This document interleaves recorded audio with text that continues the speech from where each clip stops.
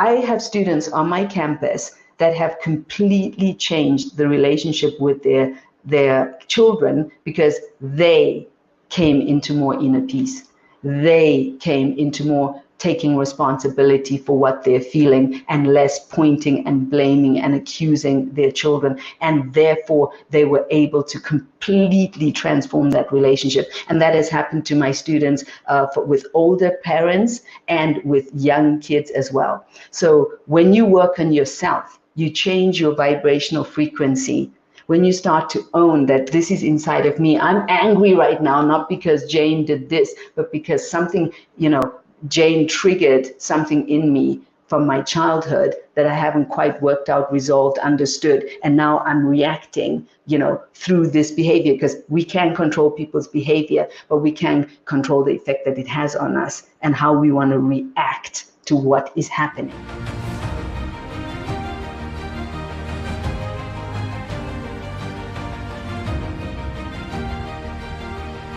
Hi, hello, everybody. So blessed and honored to be with you again on another Facebook Live. Honored to serve you and be on this amazing journey together. So one of the things that I would love to talk about today, as you can see running across the screen, is how to deal with people that trigger you. So we have a lot going on right now out there, and you can be probably feeling a lot of triggering happening, right? So I'm just going to wait a little bit until a few more people jumping on this call. I can see loads of people joining me. Thank you so much. Let me introduce myself a little bit. I step deep dive into this amazing topic, which I think is so important right now. So some of you know me, some of you are just meeting me now. Thank you for joining me. My name is Mahima. I'm the founder of the Mahima Mindset, which is a personal growth academy that supports people to discover their purpose, to live with more passion, love, and joy in their everyday life, which helps people to go away from negative feelings, negative emotions, feeling tired, confused, lost, let's say moving away from the unnecessary pain and drama that we cause through our thinking and our thoughts, through our belief systems, right? So most of us think that the reason we feel all of this stuff is because of something happening out there, when the real truth is that a lot of what we feel is very much because of our beliefs and what we think. Now, we're not taught to understand that, so it can be very confrontational if we hear that, for the first time, perhaps, or even hear it, but just don't quite understand it. It can feel like, no, my pain that I'm feeling is real, and it's because that person did this thing to me, right? So really getting people to understand that, yes, of course, you can react and you have the right to react to certain things that are happening to you externally. However, your choices also are creating your experience while you're here in this body. I came to this mission. I came to this the mission of empowering people to be peaceful, powerful, and joyful in the now through my own pain and suffering, right? At a young age, I was already married. I was 21 years old. I married this beautiful Swiss gentleman, and we lived in a beautiful house in Zimbabwe, really having, the luxury that one thinks that's what life is going to make you happy. And I'm not saying you can't get a lot of pleasure out of those things, but if we're looking for happiness through those things, then that's where the problem is. I had it all. We had it all. We had a beautiful house, swimming pool, jacuzzi, lovely garden. I was doing my career back then as a model in Zimbabwe, and I was also running a modeling agency already from a young age. I was pretty successful for somebody that age. I had a lot of success in my life. What I didn't know is that external things do not make you feel better. Yeah, you can have everything and still feel like something's missing in your life, still feel sad, still feel confused, still feel lost. So I had the great fortune to, to have at an early age the validation that nothing you can have can give you the joy, the peace, and the love you're looking for. That needs to come from the internal game that we're playing with ourselves. You can call it a spiritual game. You can call it a personal growth game. You can call it a unleash your potential game. But that's what's going to give you stability in your life. So at 22 years old, I found myself divorced because, obviously I didn't know how to have fun. I didn't know how to enjoy myself. Even with all of that I had, I was plagued by my negative belief systems. I was constantly feeling and thinking about feeling bad and thinking about what I didn't have, what was wrong with me. I was very focused on, the things, negative things, the things that were wrong in my life, right? So most of us live in this state until we have an awakening, until boom, we meet somebody and that changes our lives. We meet a community of people. Something happens to bring us to, oh my God, I've been living in a one-roomed, I've been living in one room only to open and unlock that door to discover that there is actually a castle out there with loads of rooms and beautiful gardens and a whole world beyond that garden, and like countries beyond that room, and galaxies and stars. So you start to open up. So that's what happened to me, and that's why I'm here today, supporting others to examine themselves and free themselves from the limiting beliefs of the ego mind. So that's why I'm here, and I'm excited. Thank you all for joining me. Please comment, ask me questions. This is an interactive exchange, and I would really love to hear from you. So let's dive into the topic for today, which is how to deal with people that trigger you. Whew, this is where it gets very interesting, right? Because when we think about people triggering us, we think of there's a right person and there's a wrong person. And usually because we're the ones getting triggered, that person triggering us is the one that's done the wrong thing, right? So I want to share 3 things around this topic of how to deal with people that are triggering you. So let's dive straight into it. The first one is you want to acknowledge that the trigger is inside of you. So from a young age, so all of us have things that have happened to us, our own personal story, the thing that makes us unique. So we come into this world basically as pure love, as spirit, as our truest nature, and that's what you see in kids, and that's why they're so adorable and so free and so loving and generous, because there's no filter. They're just in wonder and exploring and learning. At some point, they start to learn from negative things that are happening, starts to code things into their system, right? And this causes us to have scars and wounds and things inside of us because somebody said something or did something to us as we were growing up. And these form what I call internal triggers. And those triggers could spark off anger, it could spark off sadness, rage, jealousy, depression, all kinds of negative stuff that can happen due to something going on there that just pops off that trigger inside of you.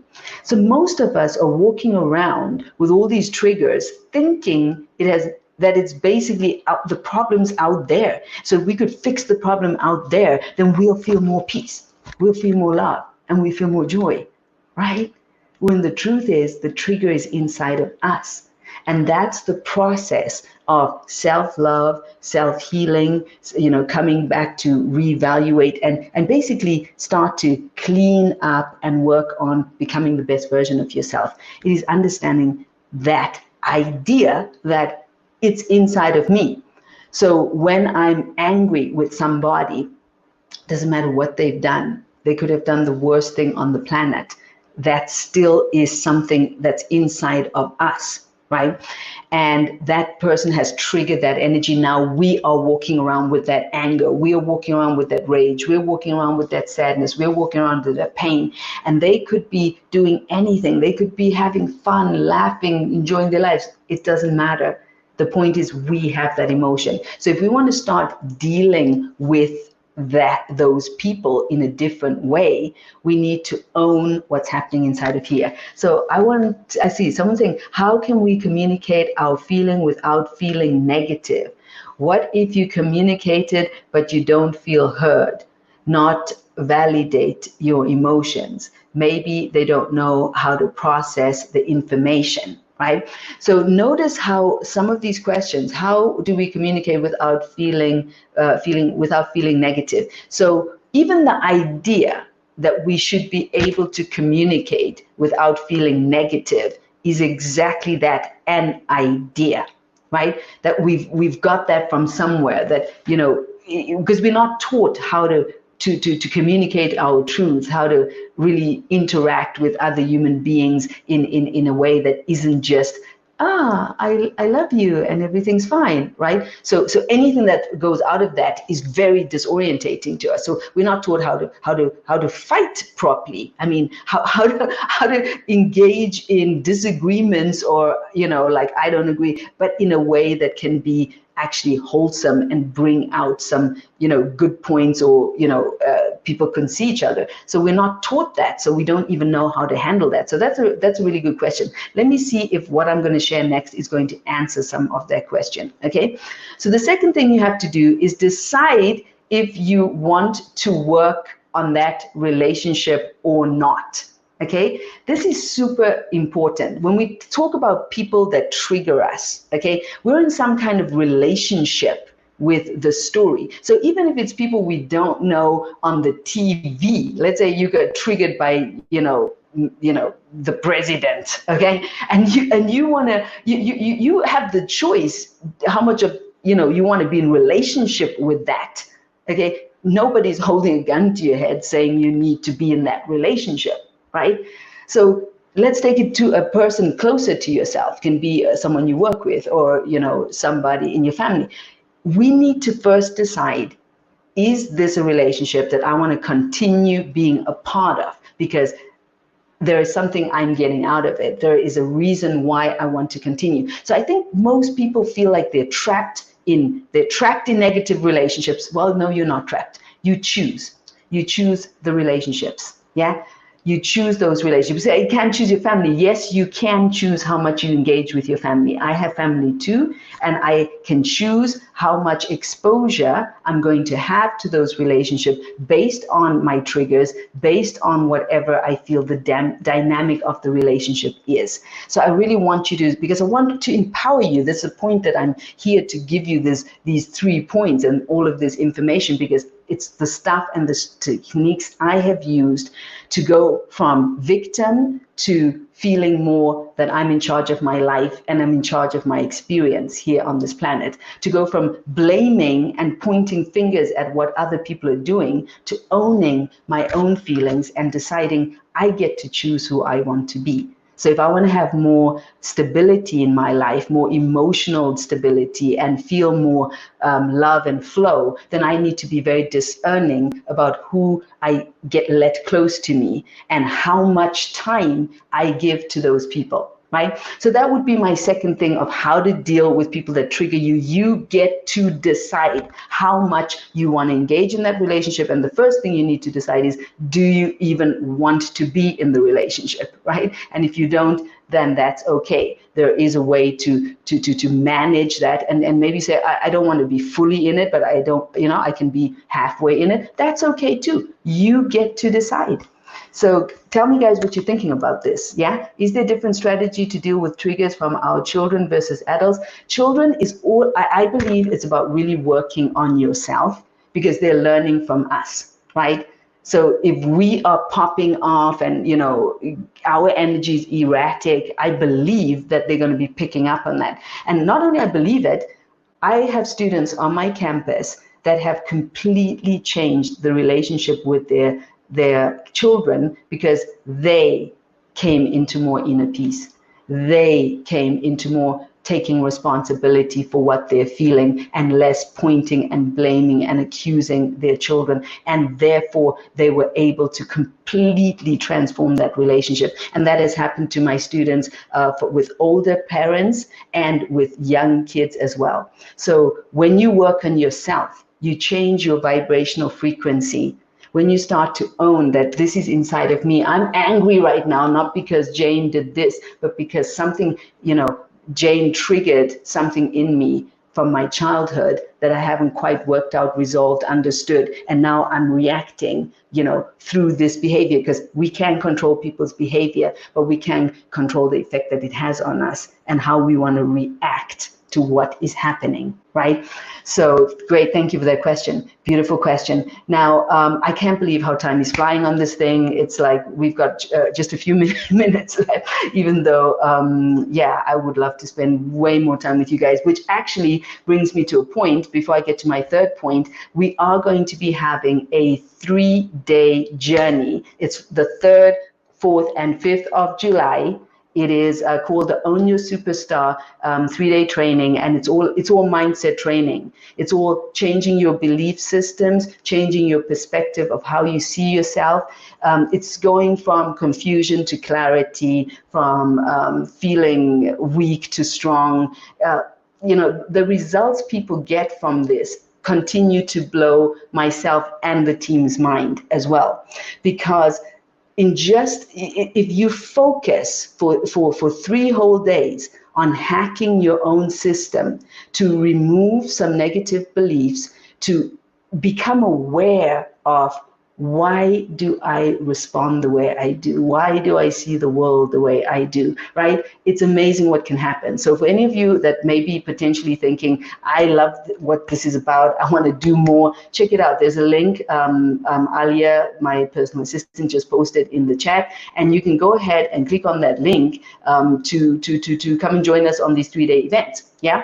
So let me move on. The last thing about dealing with triggers is you want to send the people love and compassion.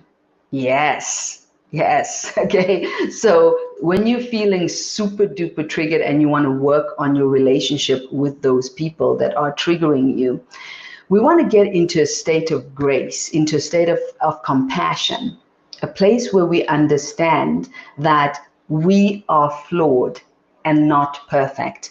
And so is the world, and so is everyone else in the world. And so what people do is based on their level of knowledge about self, right? So when we see people acting up in ways that we don't understand, or that make us feel rage, or that make us feel, whatever we feel, make us feel triggered, it is because that's what they've been taught. Okay, let's go back to that child analogy. You come into this world as pure essence, as pure love, as pure consciousness, yeah, able to give so much joy and it's just spontaneous, and you live in the moment, and you're free, and you're intuitive, and you're full of beauty. And then you go into the school system, whatever school system that is, whether you go to Italy, India, Africa, whatever, you start getting, conditioned. Also, your cultural conditioning starts to influence you, how your parents interact with each other, and what happens all starts to be a part of your influence, right? So we are not separate from others. We're humans. We're all the same. We're all the same. Our story's different. I'm unique. My name's Mahima. Nobody can be Mahima. Nobody can have my story, right? So that's what makes me unique. But outside of my story, our soul, our spirit, our essence is the same. And we share that same essence with trees, with plants, with the stars, with everything. So once we start understanding who we really are, we can show up with more compassion and with more love to all the people, even the people that are misbehaving according to our rule book, according to what we think is right or wrong. Even those people that trigger us, and we like getting that trigger, we can go, this is another human being just struggling on his way. So that's what I want to please appeal to you all. The world needs your brilliance. The world needs your beauty. The world needs your sparkle. And start by giving yourself compassion. Yeah, giving yourself compassion enough to understand that the triggers that are triggering you are not, they are not out there. It's all in here. We want to be the change that we see in the world, right? So let me see. What do you guys saying? I want to interact, and I see some questions here. Okay. Let's see. I want to make sure I get to some questions before I say goodbye here. Pop any questions in. I think I've answered to the lady about how can we communicate our feeling without being negative. It's understanding. So I've answered that question. It's understanding who we are in the core. Yeah, understanding our real nature, and our real nature is love. Love is who we are. Love is the vibrational frequency of your soul. And your soul is the part of yourself that you came into this world as pure spirit, and you're going to leave this world as pure spirit. You came with nothing, you'll leave with nothing. You know, what you came with is your essence. What your essence is that ability to love. Now, you know, when I say these type of things, if you've never had the experience of being fully connected to your soul, it may sound just like some sexy words, right? But I guess if you're listening to this, it's because somewhere inside you want a deeper dive and understand more about this, right? I want to encourage you to spend this time that the world is changing yourself even more, right? By taking the stop, everything stopped. We were all forced to examine ourselves. Yeah, there was no more escaping. Before we could escape here, shopping, holidays, this, that, right? And now that's all, that was all taken away for a moment so we can come back to this essence. So let's use this time productively to just keep on deep diving into your soul. This is what the Mihima mindset is all about. And, you know, we've already touched many people's lives, thousands of people's lives already with this message. And please spread this message out in the world. How to deal with people that trigger you. Number one, acknowledge that the trigger is inside of you, and then you can start to own and work with healing yourself. The second thing is decide if you want to work on that relationship or not. You get to choose how much engagement you have in any relationship, and any relationship can be transformed if you transform yourself, right? And lastly, send love and compassion to the people that trigger you, because they are just a mirror of you. And you want love and compassion. So we need to learn how to send that out into the world. And I mean, in your daily practice, just close your eyes and literally feel your heart opening and just send acceptance and peace to those people. So that's it, folks. It's been amazing to spend this time with you. I can't wait to spend more time with you. I'm going to be here tomorrow at the same time talking about how to know what your soul wants. How to know what your soul wants. Yeah, we can get very much into not understanding the difference between the voice of our mind, ego, and the voice of our soul, spirit, right? So I want to just give you 3 very simple tips on how you can better listen to make that distinction. So join me for that tomorrow. And if you want really more of this, we don't have many spots left for the 3-day event. So you want to just click that button and join me for 3 whole days of hacking your system so you can rock it in the world and be the change the world needs. Love you all. Thank you so much for joining me. Bye, guys. See you tomorrow. I'm excited. Thank you. Bye. Bye.